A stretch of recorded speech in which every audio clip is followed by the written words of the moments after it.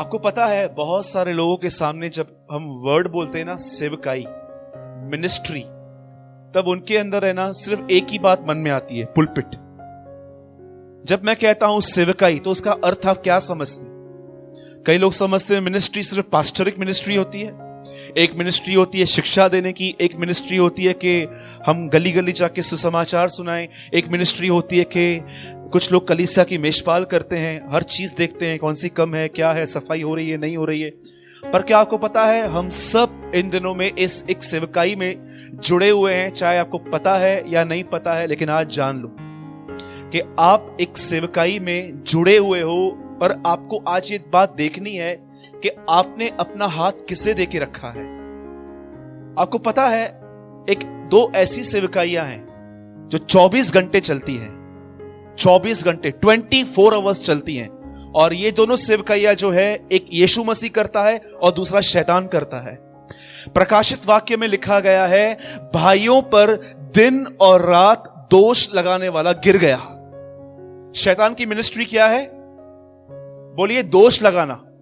दोष लगाने में और सच्चाई में अंतर जानते? मैं अगर गुस्सा नहीं करता और मैं आपको बता रहा हूं कि गुस्सा मत करो, तो मैंने आपको सच्चाई बताई। लेकिन अगर मैं खुद गुस्सा करता हूं और मैं आपको बोलता हूं गुस्सा मत करो, तो इसे कहते हैं दोष लगाना। इसीलिए प्रभु ने कहा दोष मत लगाओ ताकि तुम पर भी दोष न लगाया जाए। और यीशु ने एक्सप्लेन किया कि अगर आपके और मेरे आंख में तिनका है तो हम सामने वाले के लट्ठा कैसे निकाल सकते हैं। याद रखिएगा, सच्चाई का मतलब जानते हैं क्या है?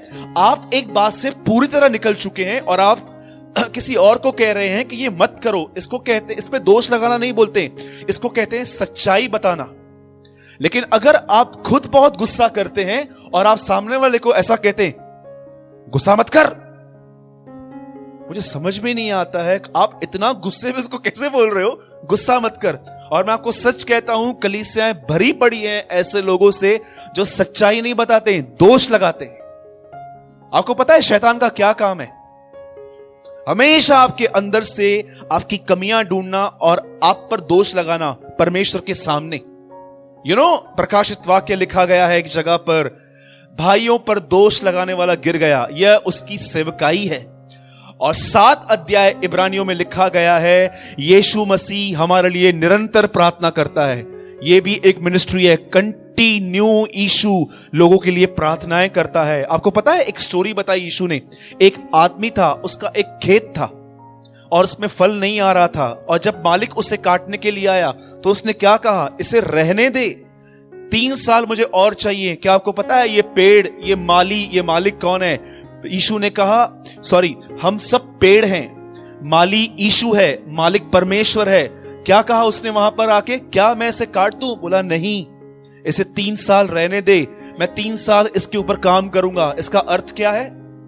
पिता, इसके ऊपर अनुग्रह मत हटा, इसे और सप्लाई दे, मेरा विश्वास है ये बदलेगा। याद रखिएगा, इंसान आप पे गिव अप कर सकता है, परमेश्वर इतना जल्दी आप पे गिव अप नहीं करता है। अब मैं आपसे एक बात पूछता हूं, आप इन दिनों में लोगों पर दोष लगा रहे हैं कि आप उनके लिए प्रेयर्स कर रहे हैं? बताइए, किसका हाथ आपने थामे हुए हैं? आप शैतान को बोल रहे हो, शैतान तू बढ़ आगे, मैं जानता हूं तू कभी कभी थक जाता है, मैं तेरा काम करूंगा। जब तू थक जाए दोष लगा लगा के, चिंता मत कर, वो काम मैं कंटिन्यू कर लूंगा वहां से। लेकिन एक लोग यीशु के लिए बोलते हैं, प्रभु आप तो प्रेयर कर रहे हैं, मैं भी प्रेयर करूंगा कलीसिया के लिए। किसको सपोर्ट कर रहे हैं आप? क्या आपको पता है आदम की पत्नी क्यों बनी? ताकि आदम की हेल्प करे। यीशु की दुल्हन क्यों बनी? ताकि वो यीशु की हेल्प करे। किस चीज में आप किसी पे दोष लगाते हो? मुझे बताइए। कितना इजीली है। एक स्वर्गदूत भी जब वहां पर मूसा की बॉडी मांगने के लिए गया, क्या बोलता है उसको? बोलता है उसका बदन दे दे, वो नबी की बॉडी है। वो बोलता है नहीं दूंगा। उसने कोई झगड़ा नहीं किया। बाइबल कहती है वो वहां से चला आया, यह कह के प्रभु तुझे डांटे। मैं आपको सच कहता हूं, कभी एक दिन आराम से बैठ के देखो, आपको प्रभु बताएगा कि तूने कम से कम 200 लोगों पे दोष लगाए आज। मैंने लोगों को देखा है इतना अननेसेसरी टॉक, किसी की शादी नहीं हो रही है उसके लिए बोलते रहते हैं। मेरे को पता है इसकी शादी क्यों नहीं है, इसकी मां के साथ रहना पसंद कौन करेगा? मुझे एक बात बताइए, अगर इसकी शादी होगी तो आप पैसे दोगे? हाँ जी, मुझे बताइए कितने लोग पैसे देंगे उसको? किसी को जॉब नहीं मिलता है, आपको पता है ऐसे लास्ट टाइम उसका जॉब क्यों चला गया? ये चोर आदमी है, आपसे जॉब मांगा उसने। मेरे भाइयों और बहनों, जानो आप अननेसेसरी टॉक में अटक जाते हो और अपना अभिषेक गवाते हो। कभी भी आप ज्यादा बात करो, एक वचन हमेशा याद रखो, यीशु ने पतरस से कहा तू मेरा पीछा कर, यूहन्ना का क्या है वो खुद ही जानेगा। मैं आपसे पूछता हूं, आप अननेसेसरी किस किस के लिए बात करते हो? जरा पूछो अपने आप से। कितने लोगों ने दाऊद का यह वचन पढ़ा है, जब तक दुष्ट मेरे सामने है, हे यहोवा मुझे अपने मुंह की चौकसी करना सिखा। क्या आपको पता है जब आप अकेले बैठते हो तो आप कुछ नहीं, लेकिन बहुत बार ऐसा होता है कि अधिक बकबक करने वाले आपके सामने बैठते हैं और आप भी बह जाते हैं उसमें, आपको पता तक नहीं चलता। मुझे एक बात बताइए, आपको कभी कभी लगता होगा ब्रदर अगर मैं नहीं बात करूंगा तो नाराज हो जाएंगे, मतलब परमेश्वर नाराज हो वो चलता है? हाँ, कितने लोगों ने सच्चाई और दोष में अंतर समझा आज? अगर मैं गुस्सा नहीं करता हूं और मैं दिनेश को बोलता हूं भाई गुस्सा मत कर, ये गलत है, तो ये मैं सच्चाई बता रहा हूं, लेकिन मैं खुद ही एंग्री बर्ड हूं और मैं उसको बोलता हूं भाई गुस्सा मत कर, इसको कहते हैं दोष लगाना। आपको पता है पतरस में क्या लिखा है? वे दूसरों को स्वतंत्र होने की प्रतिज्ञाएं देते हैं परंतु समय सड़न के गुलाम है। इन दिनों में इतने झूठे भविष्यवक्ता आए हैं, इतने झूठे भविष्यवक्ता, उनको प्रचार करने के लिए बोलो पहले पहले पूछेंगे मेरा फीस क्या है, क्या मुझे मेरा फीस दोगे? प्रथम क्रमांक के पाखंडी चोर और डाकू प्रभु के घर में आके बैठ गए। सच कहता हूं, चोर और डाकू जो प्रचार करने से पहले अपनी फीस बोलते हैं, मेरा फीस है, इतना हूं क्या मैं? मेरी प्रार्थना है कि परमेश्वर इन लोगों को नीचे लेकर आए और जाने कि प्रभु भोज के समय वो लोग क्या बोलते हैं रोटी तोड़ते समय, कि मैं टूटने के लिए तैयार हूं। Do you no? मैं आपसे पूछता हूं, सच बताइए, आप जितने भी यहां पर लोग हैं, किस सेवकाई से जुड़े हैं आप प्रभु यीशु की मदद कर रहे हैं कि परमेश्वर का राज्य आने पाए, कि आप शैतान को सपोर्ट कर रहे हैं कि उसका राज्य आए? कितने लोगों ने यह बात जानी है? प्रभु का नहीं शैतान का भी राज्य है यहां पर। कितने लोगों ने पढ़ा है प्रेरितों के काम में, जब अग्रिपा के सामने पौलुस खड़ा रहता है, क्या कहता है? मेरे पूर्वजों के परमेश्वर ने मुझे चुना ताकि मैं अंधकार के राज्य से लोगों को निकाल के ज्योति में ले आऊं। अंधकार का राज्य, there is a kingdom of darkness. बीमारी, बॉन्डेज, सब कुछ वहीं पर है। आज के बाद आज आप डिसीजन लो, निर्णय लो। कभी भी आपसे कोई यहां वहां की बात करे ना, मैं आपको सच कहता हूं, चुप हो जाओ ताकि वो शर्मिंदा हो। और अगर उसके बाद भी बोलते हो ना, सीधा बोलो सिस्टर आपको याद है उस दिन भाई सूरज ने कुछ प्रचार किया था, आप भूल गए? मैं तो नहीं भूली हूं। दुख होगा ना, होने दो, अपने आप को भी बचाओ, उनको भी बचाओ।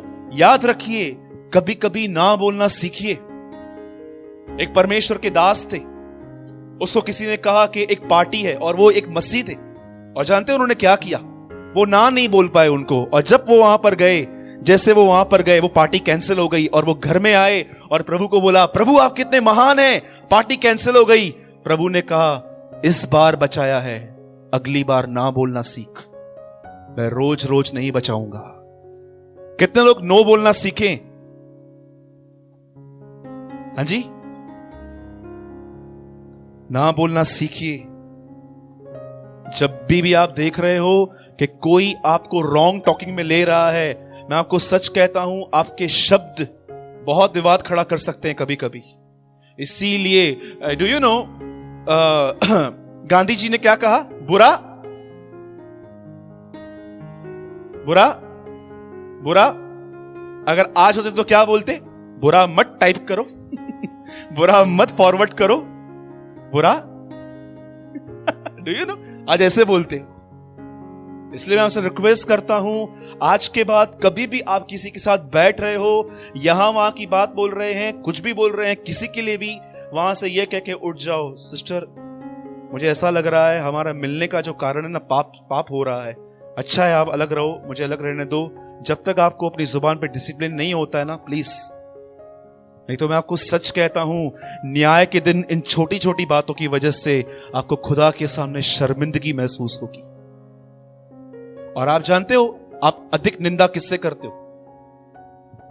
बताऊं? जिनसे आप रोज बात करते हो, डेली, डू यू नो?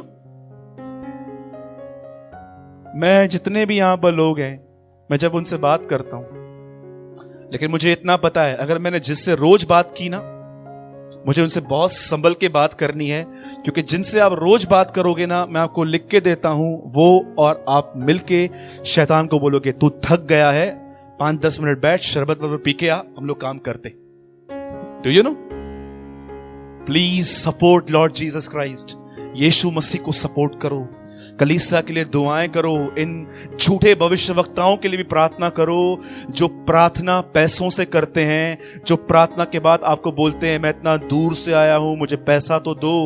इनके लिए दुआ करो, या तो परमेश्वर इन्हें सुधारे या परमेश्वर इनकी सेवकाई बंद करे। कहिए जोर से आमेन। आप समझे? बोलो जहां पैसा वहां परमेश्वर नहीं है। बोलिए।